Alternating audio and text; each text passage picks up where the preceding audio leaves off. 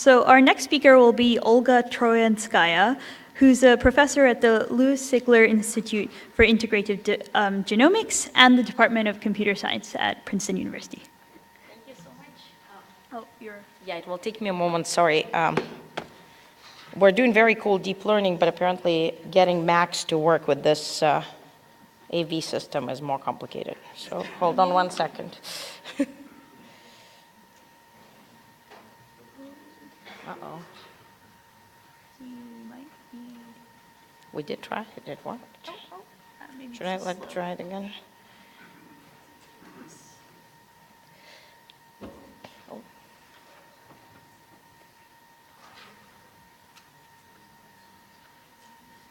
This is looking promising. Maybe. Thank you. Thank you. All right. So it's a great pleasure to be here, and I'll sort of move along the deep learning in the scientific domain and talk about going really molecular from the biology perspective. So thinking about how we can actually take the genomic sequence and decode the signals encoded in our genomes using deep learning models. Oops.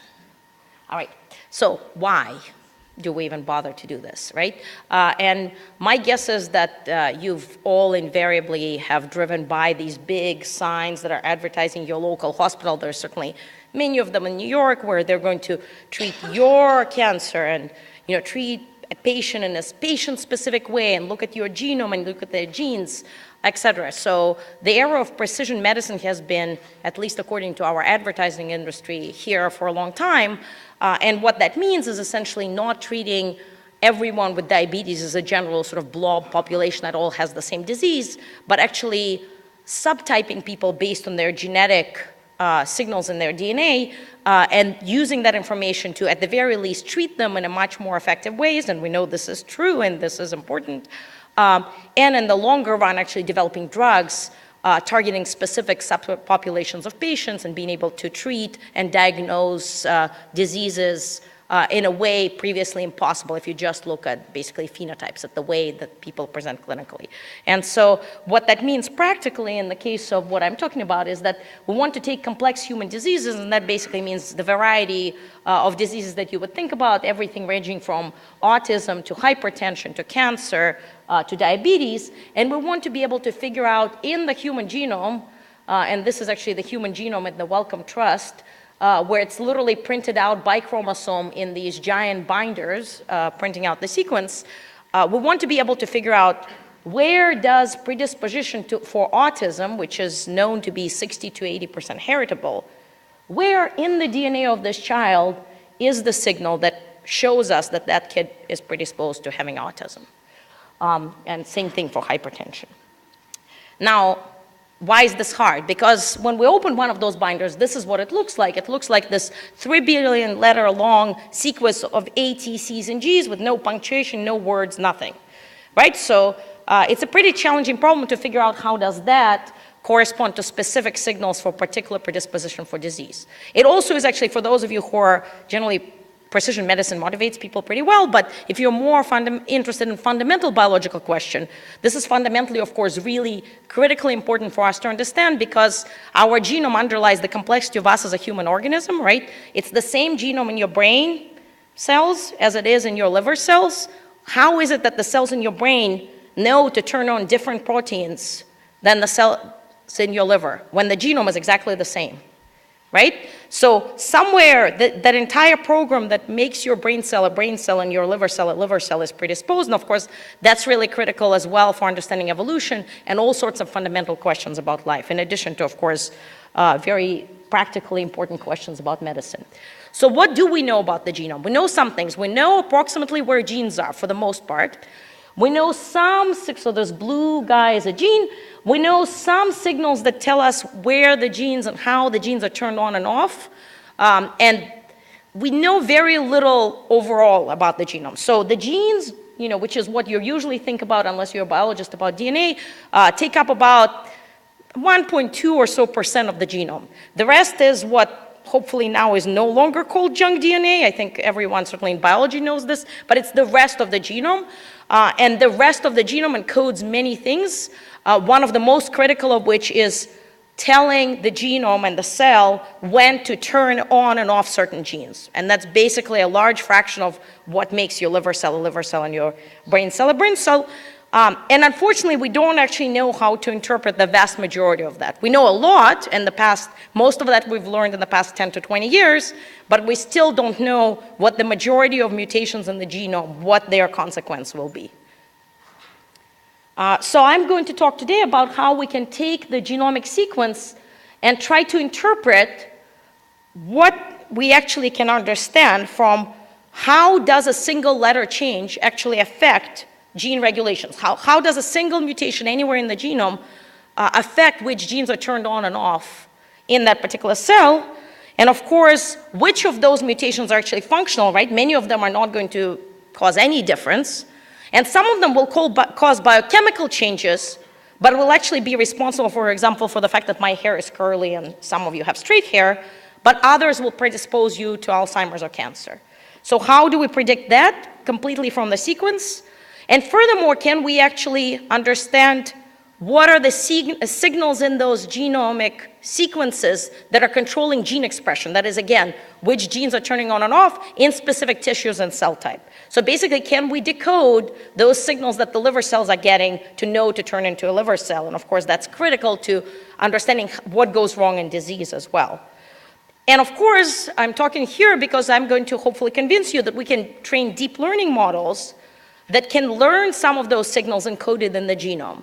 And then we can use these models to actually predict consequences of such mutations, and furthermore, be able to actually predict purely from sequence how genes will be turned on in different tissues and cell types without ever having seen any gene expression data from that specific genome. So why is this hard? And this is hard because all of these individuals might have the same disease, but the underlying mutations, so those single letter changes in their genomes, might be totally different across the individuals. And furthermore, it's even harder because even if we sequenced every single person on Earth and we had deep phenotyping data, so we had deep clinical records for all of these people, and we magically made this huge study, we still wouldn't have enough data because A, it's a huge search space, right? Most of the 3 billion letters outside of the genes, that's basically encoding this gene regulatory program. And second, because evolution, which is great for all of us, is controlling and sort of clamping down on the worst mutations, on the ones that will have the negative consequences, which is exactly the ones that we want to learn about, right?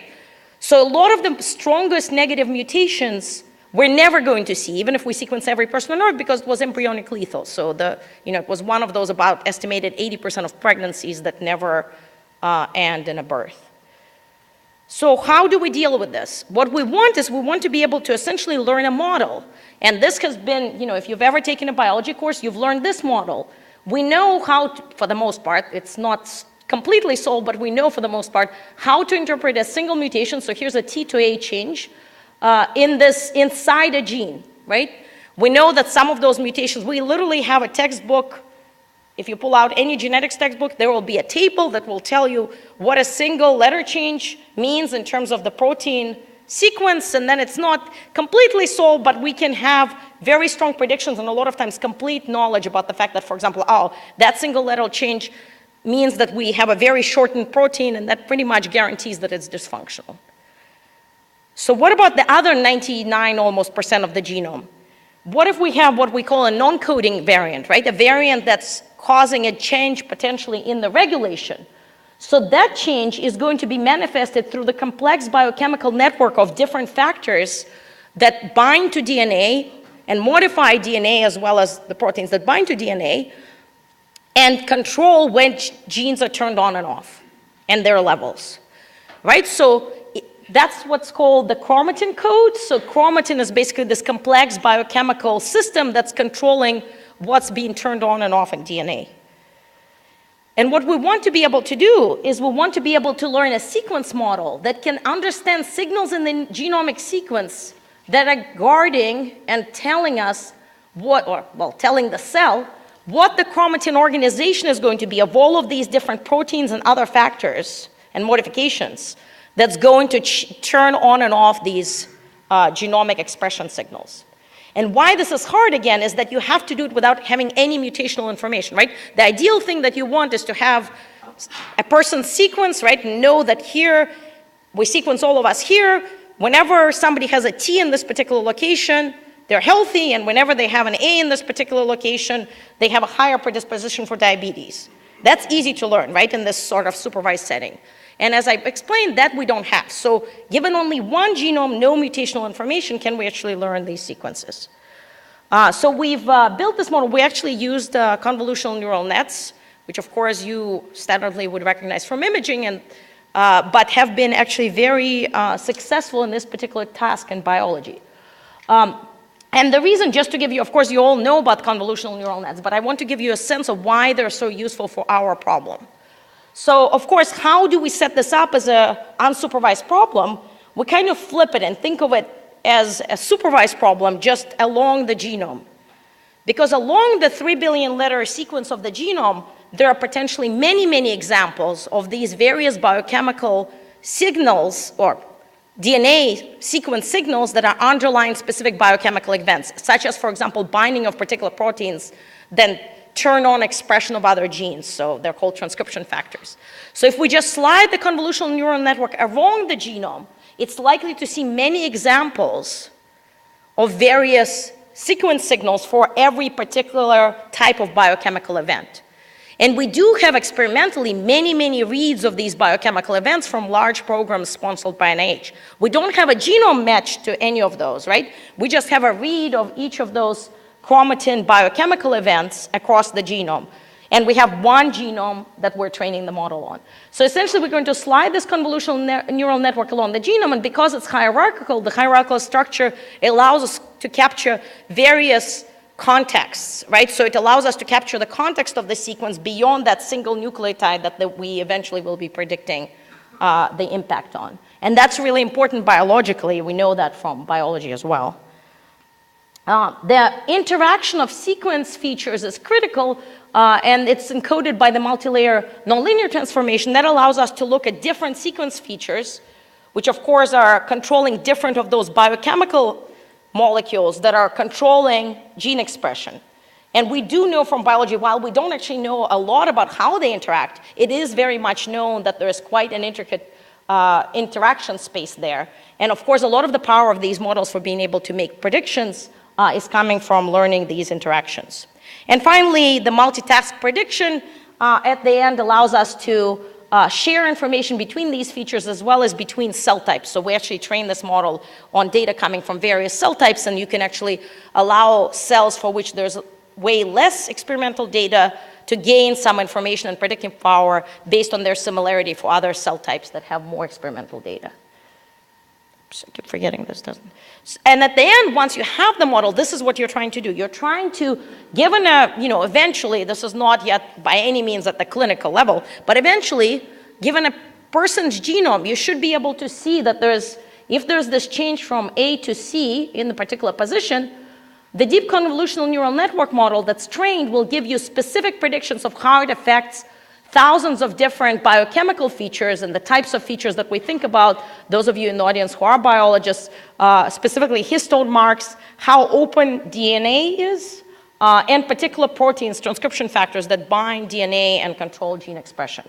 And that means that at the end, we might have a prediction like this. When there's an A in a healthy individual, this particular transcription factor binds in this location, and when this A is mutated to a C in a patient, perhaps this important transcription factor, let's say GETA1, for those of you who are biologists, can no longer bind. And that gives you a specific prediction that you can then explore and might actually tell you something very much actionable in the long run in the clinic. The model is actually quite accurate. I don't have time to show you guys all the evaluations. I'll just show you holdout evaluation. So what we did is we actually, through the whole process, kept one of the chromosomes on the genome out. So basically a chunk of the genome the model never saw through training, and then we basically saw how well it did in predicting the biochemical features for that part of the genome. And you can see that across the different types of features, as well as across these are the different specific features and different cell types, it's actually, while it's not perfect, quite robust across all of those feature types and across the cell types. And I'm not showing you this result, but you'll just have to trust me that we have actually evaluated the benefits of multitask learning, and it is quite useful. So what can you actually do beyond this cute example of cartoon that I showed you? So this just got accepted to Nature Genetics this Friday, and what we've done is actually use it really on, well, clinical or at least human genome data. One of the big questions in autism, which I'm guessing probably all of you are familiar with, so autism is hugely prevalent now in the United States. Some people call it an epidemic. And it's very challenging to study. There's estimates anywhere from 40 to 80% is likely genetic, but we can only explain a much smaller fraction of the cases with specific genetic consequences, we as in the autism community. And for a long time, there's been a question of whether there is non-coding signals, so signal outside of the gene regions in autism, as well as actually in any complex disease, and specifically non-coding signal in the mutations, what are called de novo mutations, so mutations that both parents don't possess, but the child does. And there's reasons why the community is convinced that non-coding mutations are quite important in autism as well as many other neuronal and other complex diseases. And so many labs have been trying to find this non-coding signal. And here's the setup. So we have access to this, we as the community, we have access to this amazing resource, the Simon Simplex collection, where they sequenced over 7,000 whole genomes and in families. And the families are father and mother who don't have autism, a child that has autism, and a sibling that doesn't. So you don't need to be a biologist or even a scientist or of the natural science sort to see why this is important, right? Because now you have a built-in control. First of all, you can see which mutations are in the children but not in parents. And second, you can now compare the child with autism to their own sibling that doesn't have autism, and that's a very strong control to be able to see if you see real autism-associated signal. And the way quantitative geneticists try to look for the signal is you literally count the number of mutations outside of genes in the children with autism and compare that number to the siblings. And if that number is statistically significantly different, that gives you basically quantitative proof that there is signal in the non-coding space. And there's been many papers, including a paper in Nature Genetics a year ago that said basically, well, that paper was really definitive in that it showed that if you do all sorts of cutting and slicing and dicing and you try to look only next to genes, or you can overlay that data that I used for training, right, the data for biochemical features where we sort of know where the regions are that are important, you never can actually limit it enough to find this genome-wide significant signal. And they estimated that you need over 8,000 families, so not 7,000 genomes, but 8,000 families at least to have any hope of finding the signal.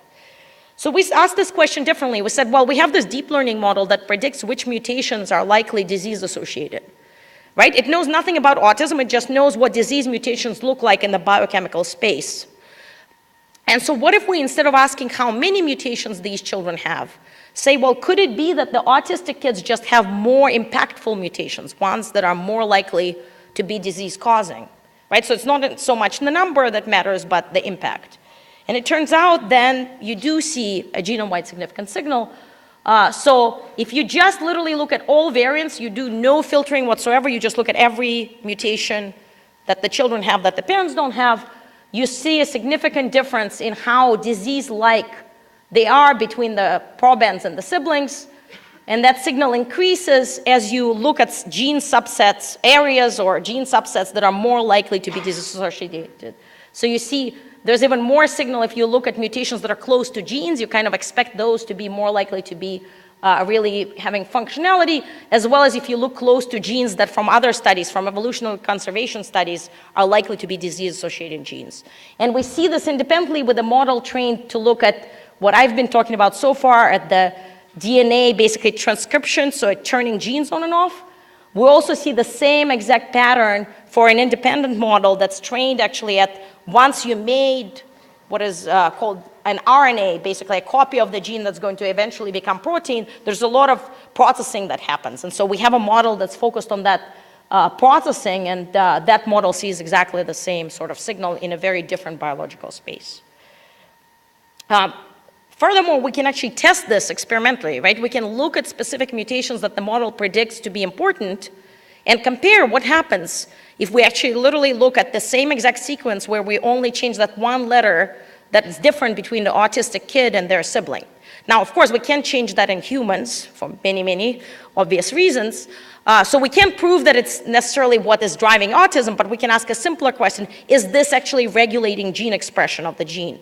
And so we tested this for, I believe, 38 genes. 94% of them did turn out to be correct in experiments. So we literally are in cells inserting DNA that's from the child with autism, now changing that one single letter that we predict is the problem to the letter that their sibling has that doesn't have autism. And all of these genes that we predicted their expression to change, it indeed changes significantly. And all of these are, just for full disclosure, not like, we're not going down the list for top predictions. We're looking across all top predictions for genes that are neuronal and interesting and would convince biologists eventually to study them in mice and then eventually in more humans. So the model is making correct predictions, and you can verify them in the laboratory. And we are very big on then allowing biologists to use these data, so we've built interfaces where they can browse this whole system. Now, can we go further? If, hopefully, I've convinced you that we can predict and learn sequence models that can understand the biochemical control circuits and the biochemistry that happens given a certain sequence that will then drive gene expression, can we go all the way to predicting gene expression completely from sequence? So just to make this completely clear, I'll give you an extreme example. You give me Neanderthal genome, and I will predict what gene expression will look like, which genes would be on and off in the various tissues and cell types of Neanderthal. We have done this, we haven't published it yet, but more practically, if we could do this, that means that we can computationally now predict an impact of any mutation, not just on this biochemical regulatory circuits, but actually predict what happens with the genes and how much they're turning on and off in various tissues and cell types. And I think you don't need to be a biologist to realize how important that would be to trying to interpret genomes clinically and understand which mutations are likely to be disease-associated. So here we do actually go beyond the neural networks. The first step of the system is the neural network, version 2.0 of the neural network model that I just talked about. And that is that we completely in silico need to be able to predict this biochemical regulation landscape. We focus it here around the TSS is just the start of the gene. So basically we're focusing on the regions of the genome in front of each gene that are most likely to have regulations. This is purely to constrain the space of the problem. Then we actually do a spatial feature transformation just because it becomes a completely unwieldy, hugely multidimensional problem. We did look very careful to make sure that the modeling and all the predictions were robust to the specific properties and parameters of these. It basically reduces this feature space as well as focuses the signal even further right around the transcription start site, which we know biologically, again, at least from the signals that we have learned about so far in biology is where a lot of the signal is. And then we actually just take the simplest machine learner we at least could think of, which is just regularized linear models. And now we throw this computationally predicted biochemical, prediction of what the biochemistry is happening to regulate gene expression, and we train it with expression data that, of course, is not matched to the genome. So again, the model is never trained on any mutational data. It's just doing that first step purely with deep learning based on the reference genome. But that means that now we can actually predict impact of any possible mutation on how every gene in the genome is expressed in the blood, brain, kidney, and other cell types. And that means that you can now computationally do experiments where you systematically mutate every single base of the genome and see what effect it has on gene expression everywhere in the body. And for reasons of purely cycles, we have actually done this around 1,000 base pairs in front of every gene. So basically, sort of around the start of every gene, we go 500 base pairs forward and back. And we mutate every single base to every single possible other base, So there's 4 letters in the DNA. We do 3 mutations for every one of them. And that gives us an ability to prioritize studies, results from variants from studies of genome-wide associations with disease. So one of the basic ways that we really have seen revolution in biology and genetics has been these genome-wide association studies where you sequence lots of people with disease, let's say Alzheimer's, you sequence folks that don't have Alzheimer's, and then you compare the sequences and look for statistical associations of mutations that you see only in the patients with Alzheimer's. Of course, it's never that clear, and there's a lot of limits of statistical power and a lot of limits on the fact of the resolution in the sequence. So one of the big problems with these studies is that you usually will have many mutations that are sort of falling in the block next to each other, and you don't know which one is the actual causal variant. But if you have these predictions, you can now immediately try to classify which ones are causal. But even more excitingly, these studies have, and pretty much all of quantitative genetics does have a big limit, and that is that they can only look at what is called common variants, so the variants that you see a lot in the population. The variants that you see very rarely in the population, which a lot of the disease-associated variants are going to be, right, because of evolution, you just don't have the statistical power to see. Whereas with these computational methods now, since you can systematically look at the mutation space and study this evolution impact on our genomes, now you can actually predict truly de novo possible disease-associated variants that you've never seen in any of these studies. So first of all, does this actually work at all? Turns out if you predict expression across different tissues and cell types purely based on sequence, never having seen any of that expression for those genes before, you get a correlation to real experimentally measured expression of over 0.8. So that's actually quite good, Pearson correlation. It's not perfect. Two patients, if you take two individuals and look at their expression across tissues for a gene, you get a correlation around 0.94.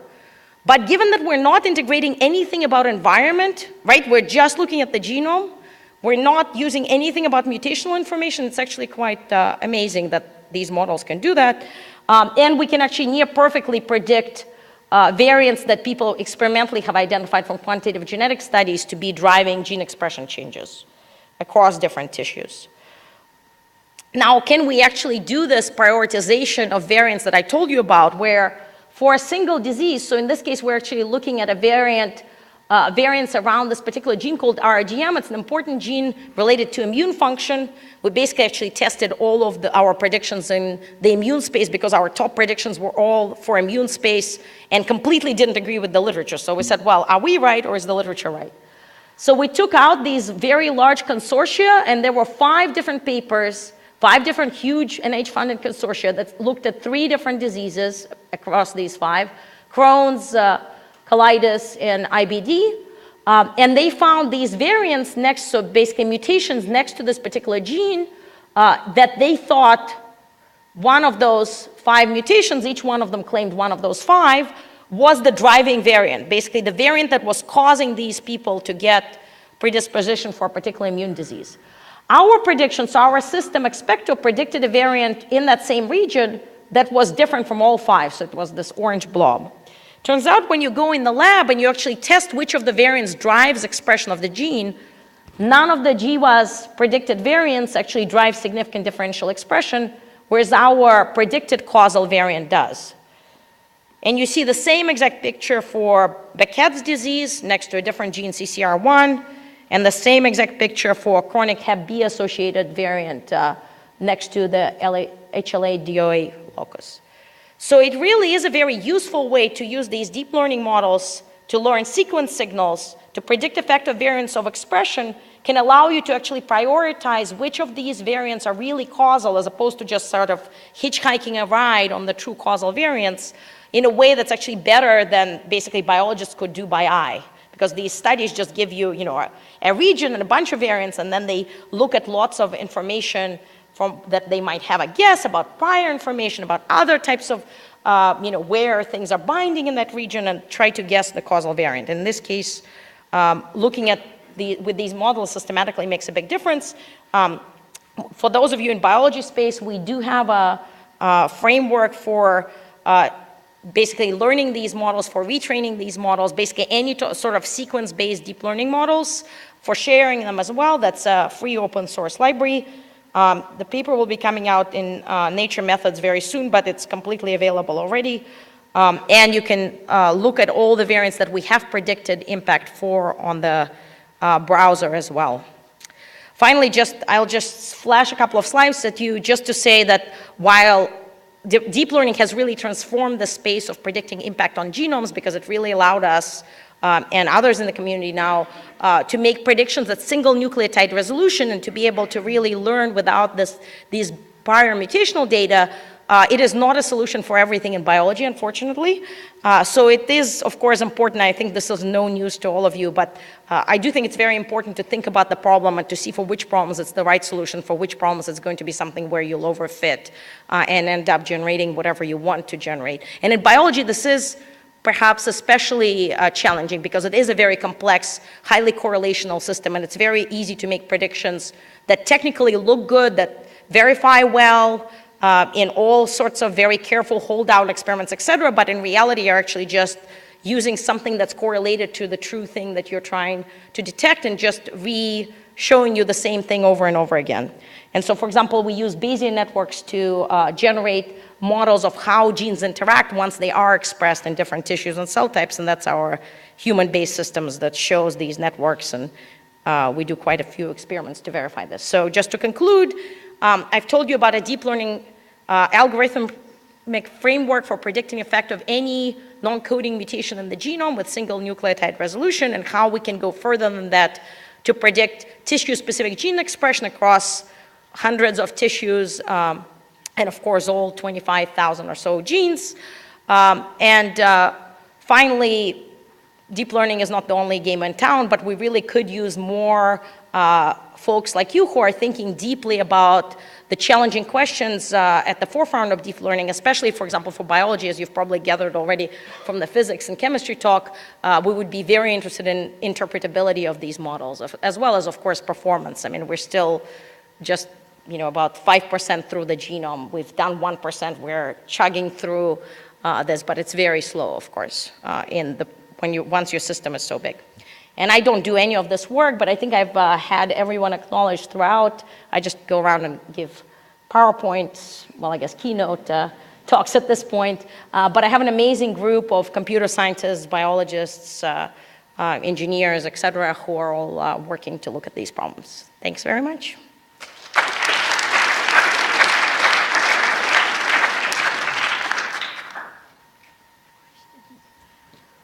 So thank you very much, Olga. So we'll take one quick question, and we actually have a coffee break after this. Thanks.